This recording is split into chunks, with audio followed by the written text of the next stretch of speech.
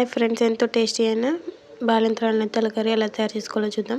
ఇప్పుడు ఒక mixie jar తీసుకుని అందులో 2 టేబుల్ స్పూన్ల వరకు జీలకర్ర వేసుకొని అందులో 3 స్పూన్ల వరకు ధనియాలు వేసుకోవాలి. ఇప్పుడు అందులోనే 2 స్పూన్ల వరకు గసగసాలు, అలాగే ఒక పెద్ద సైజు వెల్లుల్లిపాయ రేఖలు వేసుకొని పేస్ట్ చేసుకోవాలి. ఇలా పేస్ట్ చేసుకున్న దాన్ని ఒక కడాయిలో ఆయిల్ పోసుకొని హీట్ ఎక్కిన తర్వాత ఈ పేస్ట్ వేసుకొని బాగా వేయించుకోవాలి. పచ్చి వాసన పోయే వరకు బాగా వేయించుకున్న తర్వాత ఇందులో మనం కొంచెం పసుపు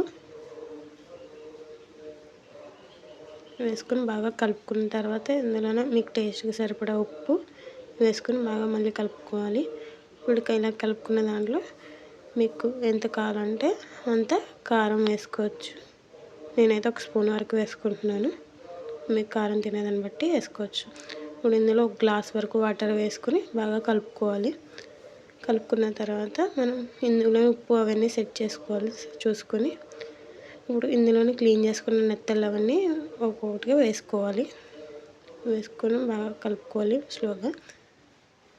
కలుపుకున్న తర్వాత మనం దీన్ని బాగా ఉడకనివ్వాలన్నమాట. ఉడికిన తర్వాత దీంట్లో పైన కొత్తిమీర, ఎంతో టేస్టీ అయిన తరకారీ రెడీ.